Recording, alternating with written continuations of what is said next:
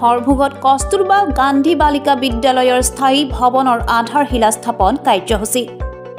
আজি খ্ৰীষ্টীয় 2025 বৰ্ষৰ 11 জানুৱাৰী তাৰিখে হৰভোগৰ নিজ দমকাত অনুষ্ঠিত হৈ যায়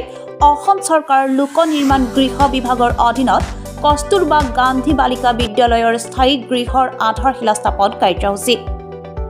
21 নম্বৰ ভৱানীপুৰ হৰভোগ বিধানসভা সমষ্টিৰ বিধায়ক শ্ৰী মনোৰঞ্জন তালুকদাৰৰ উপস্থিতিত আধাৰশিলা স্থাপন কৰে 3 নং বৰপেটা লোকসভা সমষ্টিৰ সাংসদ ফণীভূষণ চৌধুৰীয়ে অনুষ্ঠানটোত উপস্থিত থাকে ভৱানীপুৰ বিধানসভা সমষ্টিৰ প্ৰাক্তন বিধায়ক মনোৰঞ্জন দাস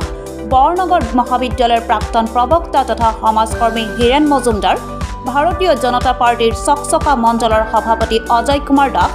জিলা পৰিষদৰ প্ৰাক্তন সদস্য নমিতা পাটগিৰি বিশিষ্ট সমাজকৰ্মী কৌশিক শৰ্মা আদি সভাখনত সাংসদ ফণীভূষণ চৌধুৰীয়ে আগন্তুক দিনত সমূহ হৰভোগবাসী ৰাইজে মিলি হৰভোগৰ কস্তুৰবা গান্ধী বালিকা বিদ্যালয়খনক অসমৰ ভিতৰতে এখন আগশাৰীৰ বিদ্যালয়লৈ পৰিণত কৰিব বুলি আশা প্ৰকাশ কৰে বিধায়ক শ্ৰী মনোৰঞ্জন তালুকদাৰে তেওঁৰ ভাষণত কস্তুৰবা গান্ধী বালিকা বিদ্যালয়ৰ স্থায়ী ভৱনৰ আধাৰশিলা স্থাপনক হৰভোগৰ দল মত নিৰ্বিশেষে সকলোৱে একমত হৈ লাভ কৰা সফলতা বুলি উল্লেখ কৰাৰ লগতে আগন্তুক দিনটো হৰভোগৰ স্বাৰ্থত সকলোৱে একেলগ হৈ কাম কৰিব বুলি আশা প্ৰকাশ কৰে দীৰ্ঘদিন ধৰি পেলাই ভাড়াঘৰত চলি থকা কস্তুৰবা বিদ্যালয়ৰ স্থায়ী কেম্পাছ গঢ়ি তোলাৰ কাৰণে আমি অনুদান পাইছোঁ 6.5 কোটি টকা 6 কোটি 50 লক্ষ টকা আৰু এই প্ৰতিষ্ঠানখনৰ আজি আধাৰশিলা স্থাপন কৰা হ'ল ইয়াতে হোষ্টেল থাকিব প্ৰশাসনিক হোষ্টেলত থাকিব ক্লাছ কৰা ৰুম থাকিব আৰু তেনেদৰে এটা সৰ্বংগ সুন্দৰ কস্তুৰবা বিদ্যালয়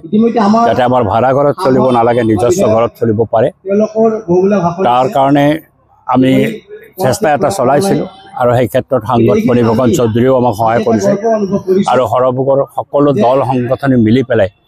আমি এইখন জনিয়াত প্ৰতিস্থাপিত হোৱাৰ কথা আছিল কিন্তু আমি হৰভোগত আনি প্ৰতিস্থাপিত কৰিব পাৰিলোঁ মই যথেষ্ট আনন্দিত যাতে আমাৰ এই অঞ্চলৰ পশ্চাৎপদ অংশৰ ছোৱালীসকলে উচিত শিক্ষা পোৱাৰ কাৰণে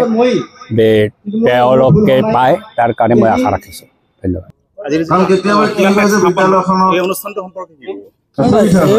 আছে বহুত দিনৰ পৰা এইটো পেইণ্টিং এটা ব্যৱস্থা অনুষ্ঠান আছিল এটা বহুত দিনে ইয়াত মানে হোষ্টেল আৰু যিটো মূল স্কুল বিল্ডিঙৰ কাৰণে মঞ্জুৰ হৈছিল টেণ্ডাৰো হৈছিল ৱাৰ্কৰ্ডাৰো হৈছিল আৰু একৰ্ডিংলি তাৰমানে ঠিকাদাৰ কামটো আৰম্ভ কৰাৰ প্ৰচেষ্টা চলাইছিল কিন্তু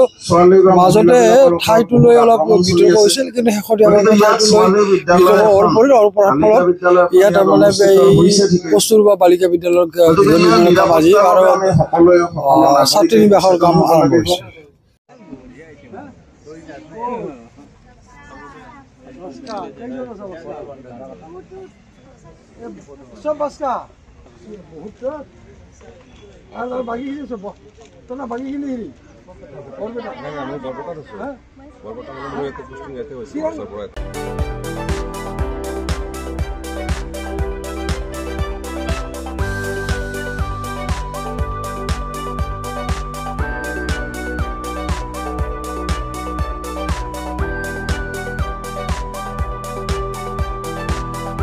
হৰভোগৰ পৰা উদয়ন নাথৰ ৰিপৰ্ট নিউজ টাইম 3